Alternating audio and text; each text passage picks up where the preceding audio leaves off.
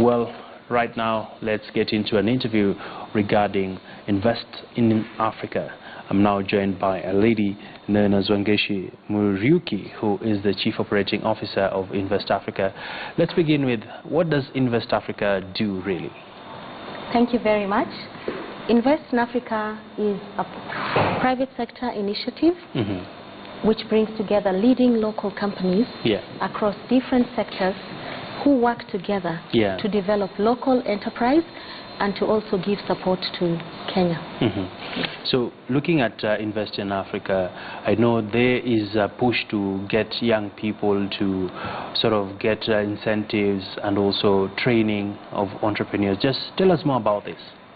Okay, our flagship product for Invest in Africa is actually an online business community, and we say that this is Kenya's first online business portal that links together local enterprises, that's SMEs, be they youth, be they women, regardless of the sector which they operate in.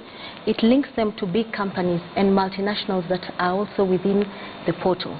And the purpose of the linkage is to provide better access to opportunities, to create linkages for training, for upskilling SMEs, for access to finance, so that we can make working together easier. That is what Invest in Africa is trying to do. All right. Yes. So Invest in Africa, how do they run the operations? How are you funded?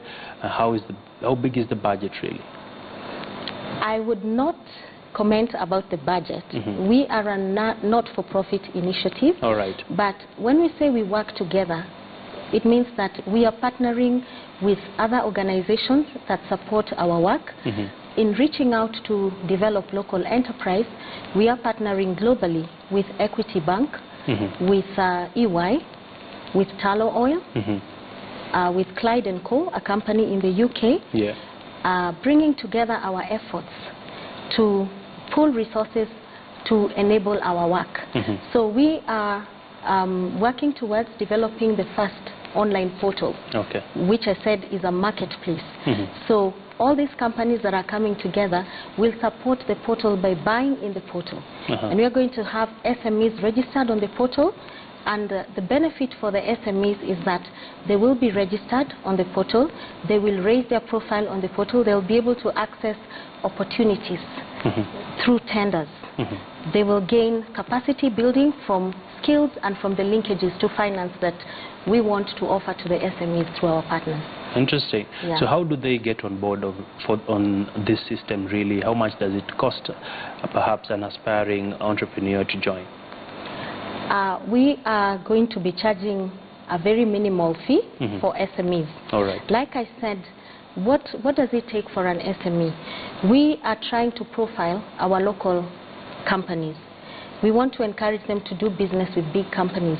So we will offer some primary due diligence, validation of the SMEs to ensure that the primary criteria and the standards required to do business with big companies are taken care of. So there will be a set of requirements, documents that they must submit to be registered onto the portal, and a very minimal fee for the SMEs. Although you've not told us the fee, but let's move on. Yes. How many SMEs are you currently having in the portal? Like I said, today we conducted the launch. Today was the launch. How many are you targeting? Sorry, let me rephrase. Yes. We are targeting about 1,000 SMEs to have joined the platform by the end of this year. Yes. Okay. And looking at the SMEs, why the SME sector? Why the SME sector? That's a very good question. Everybody is focusing on SMEs. Almost everyone is focusing on SMEs. We know that in Kenya, the SME sector is actually the driver or the engine of the economy. SMEs today are creating about 50% of the jobs that we have in the market. If you look at the GDP contribution from the SME economy, it's close to about 25%. And yet we know that about 70% of SMEs that are created will fail within the first 3 years of inception. Which means that this is a sector that we must pay attention to. During our launch today, we were unveiling the findings of a study that we commissioned, Strathmore Business School, to help us to identify the real challenges of doing business, because that's what Invest in Africa is set out to do, to create more jobs. But for us to do that, we've got to understand what it is that hinders SMEs from doing business or trading with big companies. And the study unveiled very interesting findings. Maybe you can just give us 2 key findings. Yes. One of the findings is still the perennial problem of access to finance due to high cost of credit, or even lack of understanding of requirements, you know, the levels of financial literacy. The second one that really emerged is the lack of capacity to identify opportunities from the big companies, which brings out the same picture that we're talking about, that the gaps are really huge. And that's what Invest in Africa is trying to do, to narrow the gap.